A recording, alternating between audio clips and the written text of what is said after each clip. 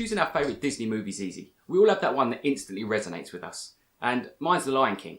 But choosing our second favourite can be a bit harder. Now, I can't just pick Oliver and Company simply because Billy Joel's in it, no matter how long he's been my hero. So, then what do I pick? Sword in the Stone, Aladdin, Snow White, The Rescuers Down Under, a Goofy movie, Atlantis. I mean, there's so many.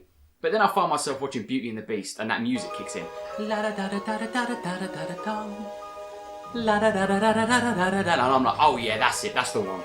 And it's one of the 90s classics that Disney decided to remake, or ruin.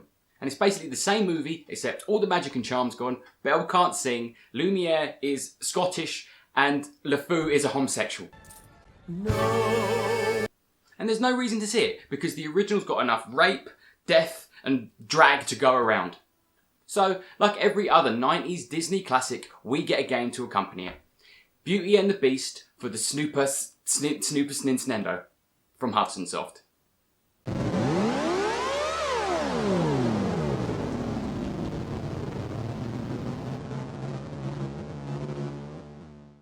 Now I will say this, the presentation is excellent. The graphics are great, the stages and backgrounds have plenty of atmosphere, well, some of them do, and the Beast walk cycle animations all look spot on. Apart from when he roars and it looks like a xenomorph's about to burst out his guts. I mean, what is happening here? The cutscenes are simple but have this really nice mirror effect that makes it all look like it's taking place inside Eleven's head.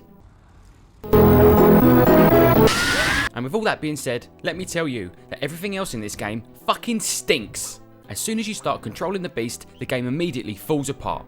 To start with, the Beast builds up momentum too quickly. You only have to hold the D-pad for half a second and he's already moving too fast for you to deal with oncoming enemies. Secondly, the Beast sticks to every ledge. When you walk too close to one, he'll go into his "oh fuck I'm gonna fall" animation, and you either continue and fall and drop off too far, or hop back and take a chance on leaping over. And if there's a ledge when you fall, he'll stick to that too. Only when you're running full speed will he not stick. It's insane and instantly kills the game. Also, it feels like the Beast's attacks are delayed, which makes you press the attack button far sooner than feels natural. The hit detection is mental, and seems like you can be a mile away from the enemies and still hit them. The downside being, it works both ways. The controls are so bad that it makes it look like whoever's playing has never touched a video game before in their life. So instead of the Beast feeling like an agile wolfman like he is in the film, he plays more like a Bigfoot with gout. As for the story, it's basically follow Belle, the game. It starts off saying, fearing harm may befall the rose, the Beast seeks Belle in the castle halls. Okay, well there she is. Oh. I don't know how she makes it through these levels faster than the Beast. I mean, who is she, Belle or Solid fucking Snake? As for the levels, they're all loosely based off the movie, like dungeon, library, roof, and my personal favourite, stairs. The levels don't feel like they were made to match the Beast's moveset, and oh, that hit detection! And for some reason, some schmo decided that what this level needed was lots of candles in the way. Most of the time, you'll find yourself just trying to force your way through, hoping that you can tank the damage, because you can't hang around in this game. See that little rose up there? That's the time limit. Run out of time and you die, obviously. You can find petals throughout the levels, which give you extra time. How much time, I have no idea, but for the most part I found myself only having just enough, often finishing a level just as the hurry the fuck up music kicked in. The books give you points, I guess, and the mirror does this.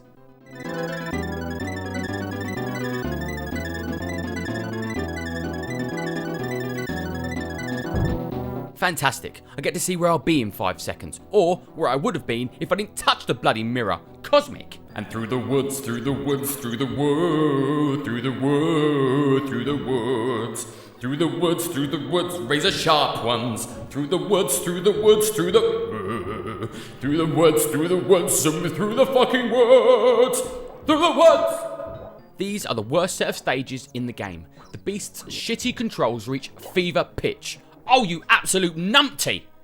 Every single jump is a struggle, and every single enemy can kill you if they knock you back into the water. Plus, the game hates you. And at this point in the game, you can't afford one-hit deaths because the continues are so scarce. Your health meter is this heart that can take about 8 hits, which seems like a lot, but trust me, it isn't. And the forest section comes to its crescendo at the boss fight, the mystical, magical snow wolf that disappears and reappears wherever it wants with no warning. There's no way to anticipate where it will appear next. And once he hits you, he can't be damaged until he disappears and reappears again, which more often than not will be right where you're standing, and this vicious loop continues until you're dead.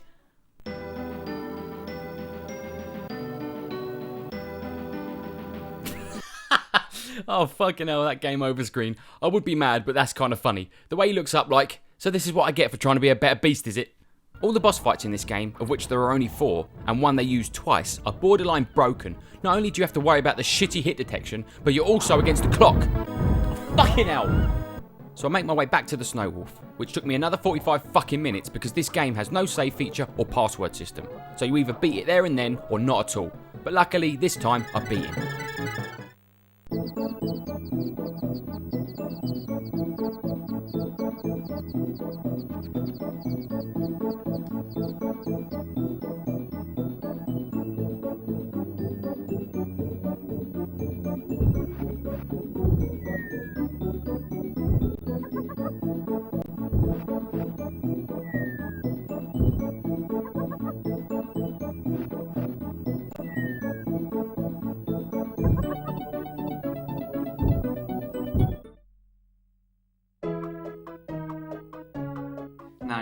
No, that's fair.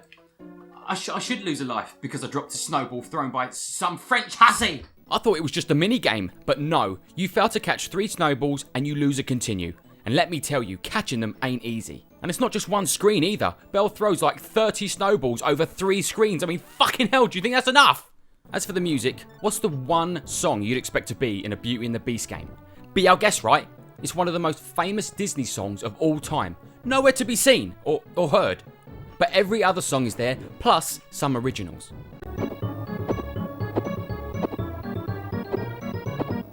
Sounds like shit! Why is there no Be Our Guest? The last level is pure torture. Shit that you can't see falls on you from above, the wind affects your jumps, there's these electric things that shock you, usually below these pipes with rocks rolling through them. I mean, scraping the bottom of the hazard barrel when they came up with those. Hard to see, broken platforms, which cost you valuable time, and oh, there is full damage. How lovely. It's a 16-bit nightmare. Okay, the final stage. It starts off with you having to dodge LeFou's shots as you climb the tower, and then it's on to Gaston, who really isn't that difficult. The true enemy in this game is, and always has been, the controls. I just couldn't understand why I was dropping too far off the ledge. I tapped close so the beast would go into his animation, then tap again to drop down. But I'd fall too far to the right every time. What you actually have to do is make the beast go into his fall animation and then let him fall down on his own. How the fucking hell was I ever supposed to figure that out? So I finally reached the lowest platform and me and Gaston go at it hammer and tongs, toe to toe. Yeah, fucking take that, you Steven Seagal ponytail wearing motherfucker. There's nowhere else for me to go but down. But that's where the end boss fell to his death. Why would I go down? Fuck this game. Sick of it. Sick of it. Sick of its fucking face. Fucking...